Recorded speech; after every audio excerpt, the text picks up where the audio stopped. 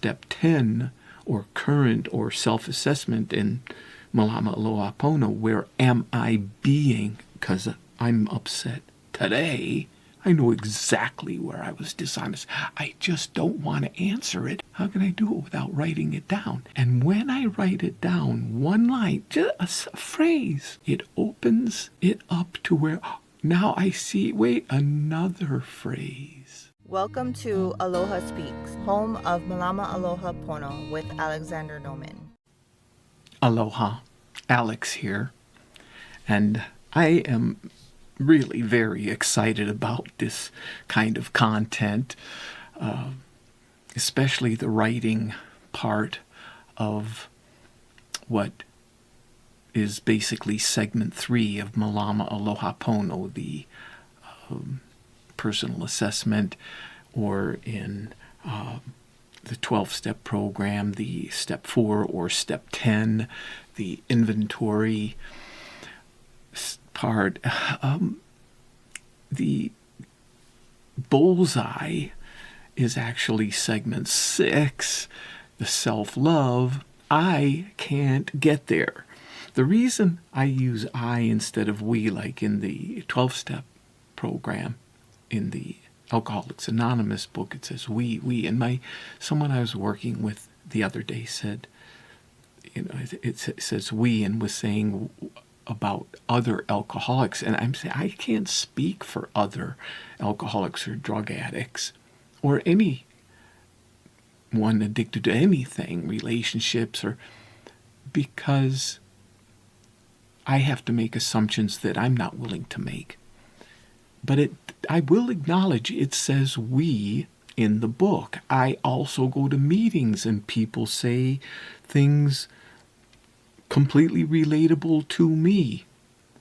I also know that when it comes to writing, like in Malama Aloha Pono, or it can be Byron Katie's work when it comes to what's called the turnaround, which is the self-assessment aspect, and it's supposed to be in writing. I've worked with people. There's so much resistance. When it gets bumped up to that point, it's like it doesn't happen. It doesn't happen. So I'm only going to speak for myself here. Why doesn't it happen for me if it doesn't happen? Because in reality, in my work, it does happen because I walk through the resistance. But I still know the resistance. I'm very familiar with that resistance. And what I have here in red, I haven't even said the parentheses yet. I will. Just below it in red, I have this little sub-line. Lies, lies, lies. And then I have its own little parentheses. Lie. Like singular. Even if it's not plural, there's at least one lie behind all of it. It's broken down later into this buying into a lie. There's these excuses and justifications. I'm speaking from my own experience. What dash why to write? Because people will talk about, and I hear it, I write a journal. And I keep a journal every day. There's people, and I hear about it, will admit, and Bill W. talks about it, the founder of AA, and the co-founder, Dr. Bob, and people in AA admit the steps, all 12 steps, are designed for ego deflation. In my learning, it's not ego deflation, it's inflated ego deflation. Because I need my ego to get out of bed in the morning, to brush my teeth, to cook a good meal, a healthy meal. That's ego. It's the inflated ego that gets me in trouble. To deflate the inflated ego. So writing a journal, that does not deflate my ego. Working the steps, it's a sneak attack to deflate the ego. But what's the most, where does the rubber really meet the road is on page 67. So in my parentheses it says follow up from the previous video, which was on 3 fingers pointing back. And that was on segment 3, and I was talking about the 4 questions to be able to answer the 5th, where am I to blame? I just did that video. And it's also on page 67 it's in a different way. It's not broken down. It just says, where am I selfish, dishonest, self-seeking, and frightened? But I, in Malama Aloha Pono, break it into 4 separate questions so it's answerable.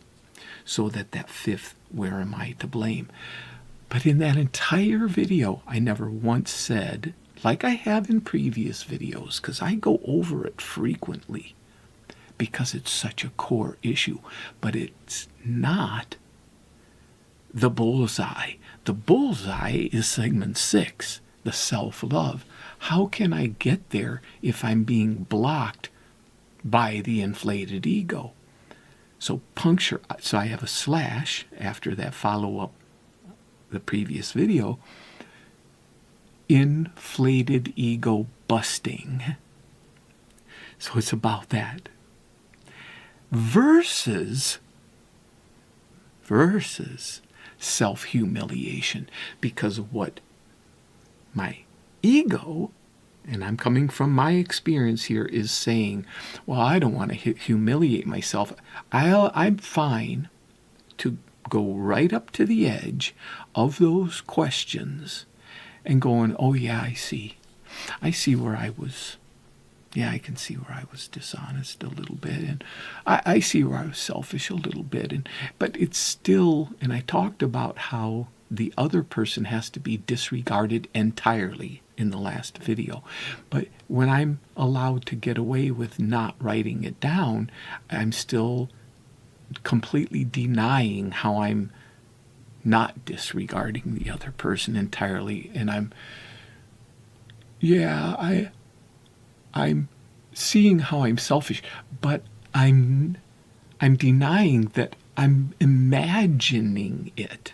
I'm not actually seeing the clarity of where, because it says, where am I selfish? It actually says, where had I been, because it's step 4, but in the step 10, or current, or self-assessment in Malama Aloha Pono, where am I being, because I'm upset today.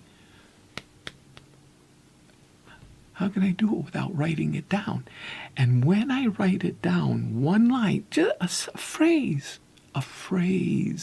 and write it, it opens it up to where, now I see, wait, I can write another phrase. And then, oh wait, and maybe one more, or 2 more. It's usually 2 or 3, or 3 or 4. It takes minutes, not hours, minutes, to answer that first question, selfish. The dishonest one, it's so slippery, but it's not impossible or even difficult for me to answer, because I'm the one who knows. I know exactly where I was dishonest. I just don't want to answer it because I am using an excuse. I have equals. The difference between deflate the ego and self-humiliation equals an excuse. It's an excuse which equals equals justification. I'm doing all this justification for not getting specific and writing it down. For what? Because that's with the self-humiliation. Because I don't want to humiliate myself in writing and look at myself and like feel like I'm putting a whip to myself. It's all BS. It's excusing. It's because I don't want to feel the yuckiness of deflation of ego. But that's the lie. The lie is right there in my face, because the deflation of ego is wonderful. The going through it, on the other side of it, is, before I get to what it is, not doing it is keeping me in my own prison. That's what it's doing. It's keeping me in pattern after pattern after pattern of anger, blaming,